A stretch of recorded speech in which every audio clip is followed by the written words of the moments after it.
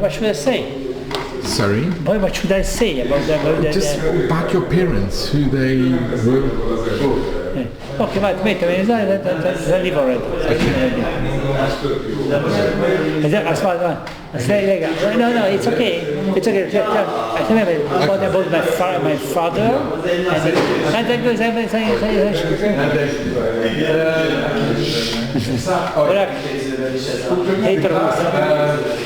Most felvétel, előadok gyerekek.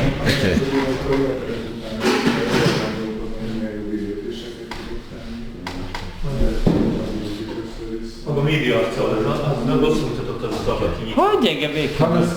Hát nem is beszéltünk ezt, kérte, hogy mondják el a papámról, mert mondjuk kezdtünk beszélgetni múlt héten, azt mondtam, hogy a papám hol volt. Teljesen. Hát nem egy olyan izés. Okay. Yes. It is a great honor and a privilege to introduce Rabbi Ze'ev Paskesz. Paskesz. We're here in beautiful shul in Budapest. Rabbi, if you could just mention a little bit about your family, being a second generation, that your family survived the Shoah, about your parents. Yes, both of my mother and my father was born in Budapest. My mother was in Svétház with Wallenberg.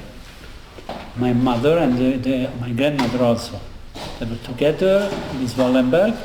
And after there was in Üvegház, and after the Üvegház, they were here in the ghetto. They survived here in the ghetto. My father with his brother were together in the beginning. They were in the army, in munkaszolgálat, and they were in the Dead March that was going from I think from Romania or from Ukraine to Mauthausen. I tell you, I don't know a lot because my father never spoke anything. Never. I know a little from my mother. My father arrived to Mauthausen with his brother, and they were together. And the brother died a few days before the liberation. Their name is mentioned Mauthausen. That is his name. And he died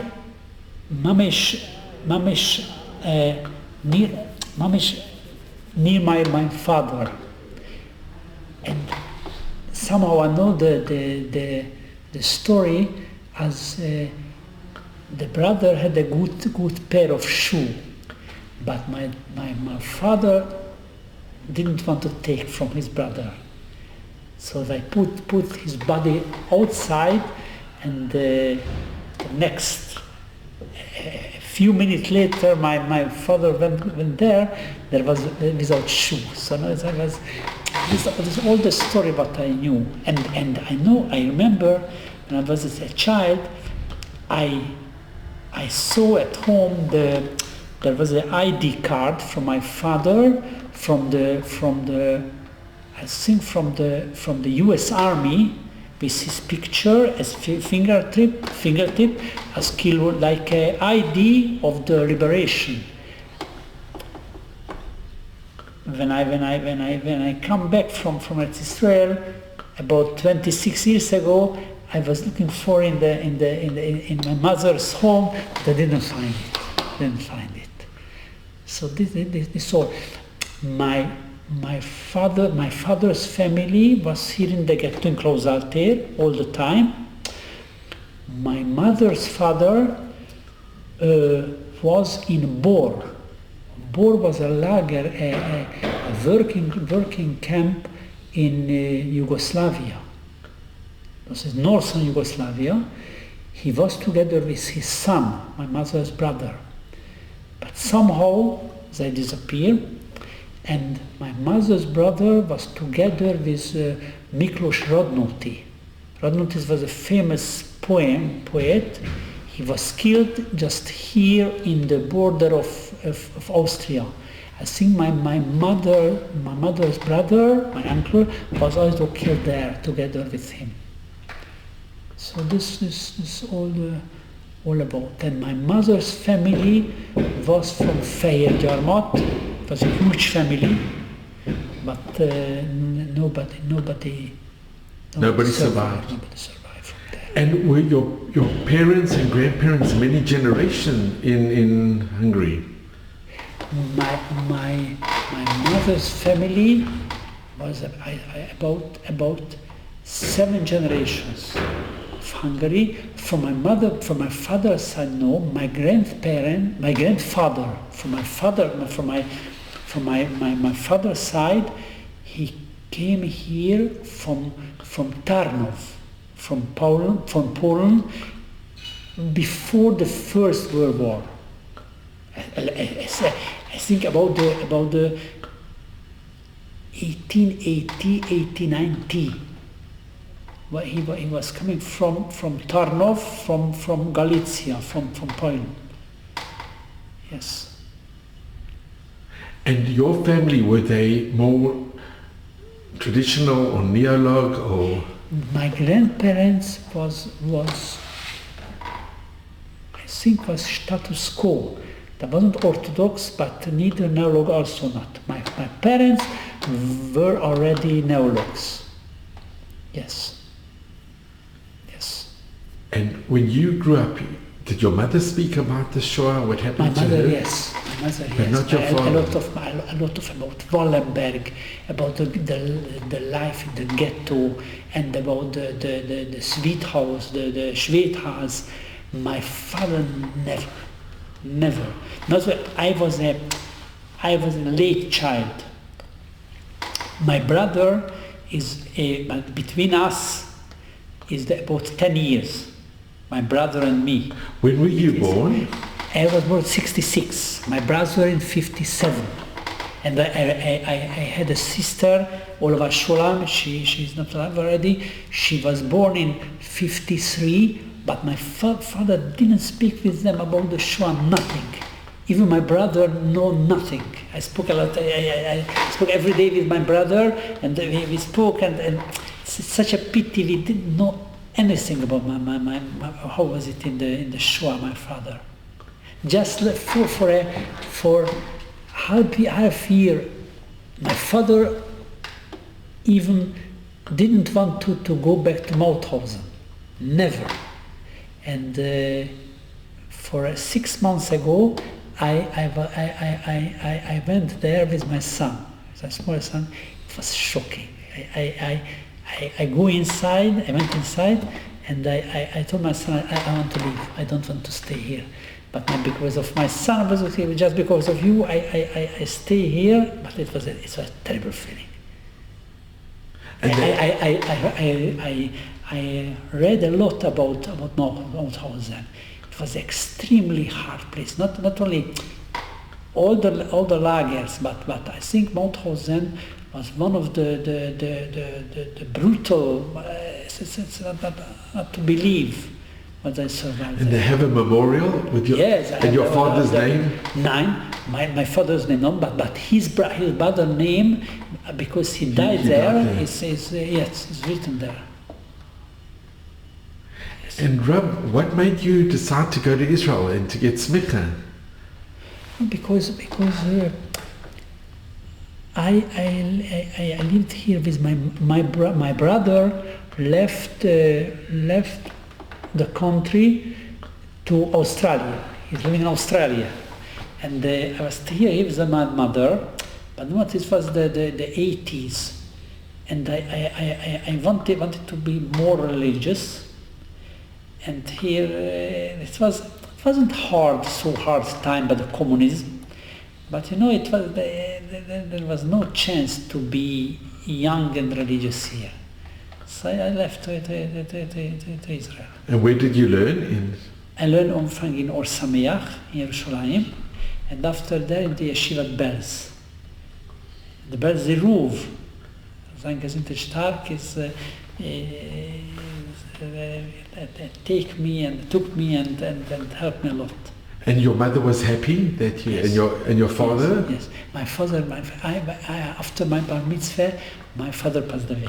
I was a small child. I was 14 when my father died. And where did you have your bar mitzvah? I was in the Dohain temple. My father was.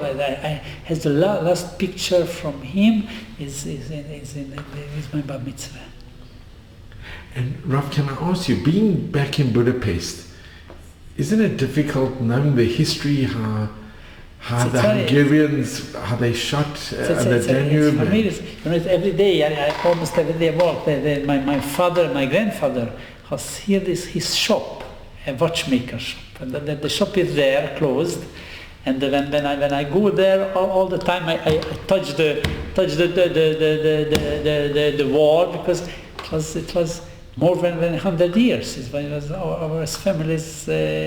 My grandfather opened his shop. I think something 1914, 1915, something like that.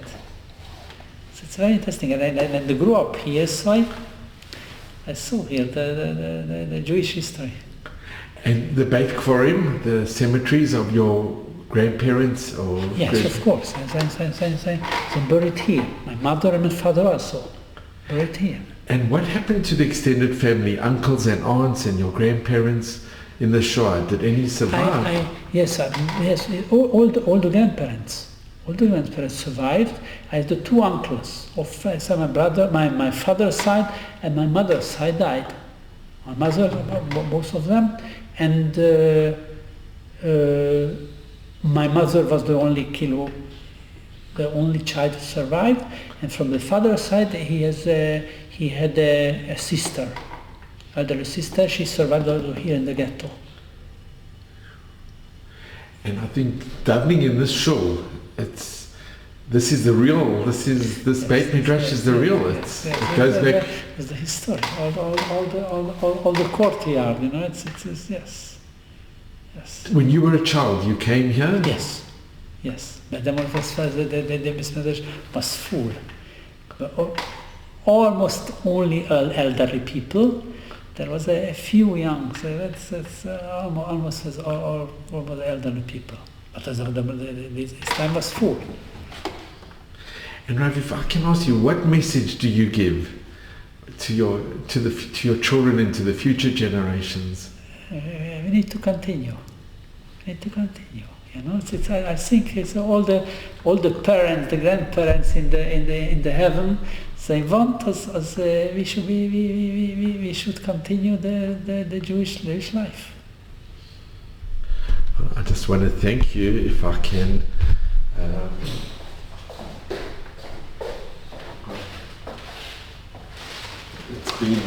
I'm so grateful to you. I'm extremely grateful to you. Thank you so much. My English is not so good. It's outstanding. But just hearing your story, being here in the Beit Midrash, it's in Budapest, it's unbelievable. And to see that we won, because we have minyan. Yes. Today we had a minyan. So many people are coming, so many people can walk around with the kippah and be proud to be Jewish. Am Yisrael Chai. This is the nakama and the nachama. Kadosh Baruch Hu give a nitzchiyut b'Am Yisrael. That's even, it's the Germans, the Soviets, went already. And we are here. תודה רבה. חזק, שכוייב.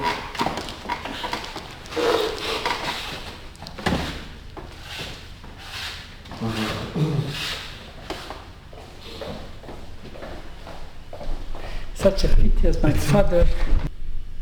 So have you been here 25 years in the Kazinczy shul? Yes. And it must give a great sense of to feel that we have a minyan, that there's a minyan. It's a miracles. It's a miracles. Just know in Yontev, a few of our Mispalims, they didn't live here, live in the other part of the city and this. And we are 4 or 5 persons from here, and there are 2 Israeli families. We mindjárt. Thomas came from Buddha. Buddha, yes, so no, the hugging is very difficult, but Baruch Hashem, listen. You should just continue from strength to strength. Amen, shkoy. Kol Todaraba. Toda rabba, shkoy. So this was in the The 40s. story was I think, yes, my father told this story. I think there is one story that my father told me. As in the beginning of the war, in the 1940-41, in Hungary was peaceful, and some Polish Jew come to my grandfather's shop and told him, as I will tell you what will just happen here in Hungary. I will tell you what will be here in Hungary. The same what was Poland was finished already, the Jews. And he told exactly what will happen. And my grandfather told, no, here it never happen, because Horthy would not let it. They have the big mistake. I thought was here in Hungary we will be safe. And it only happened in 44. Very quick. But very quick, within 2 months. 6 to 3 months, it's finished all the country. Yes. And your father told this to you? Yes, this was the story. I think my father told it. Yes. Can I ask, what I found interesting, here in Budapest, they didn't destroy the shuls. Because it was in the ghetto. It was in the ghetto inside. I think inside the store, yes. Yeah, it was a little bit damaged. Yes, but no. They had no time, I think. Also, as I think the Hungarian also, as I saw, as it is the end of the war. So the country Jews they gave it, but in Budapest they want to keep the Jews here, not to give it to the Dutch. And Rav, can I ask you? Today we see it's an amazing thing that Hungary is one of the best allies of Eretz Israel, of the Yidden. Only one in Europe. It's amazing. Yes. It's really, who would believe that? But it is. It's like they are very close to Israel, and they help a lot for the communities. A lot of money and power. Yes, they want to help. It's very interesting. Well, thank you so much, and just being in this beautiful shul, Tadara Varav.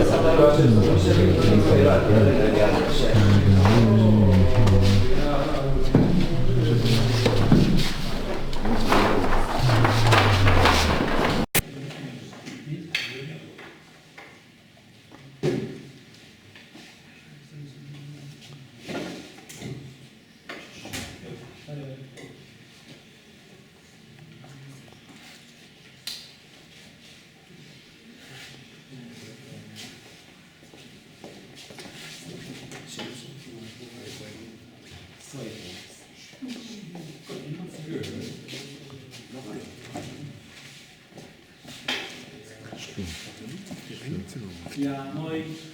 Fajnie, da bin ich.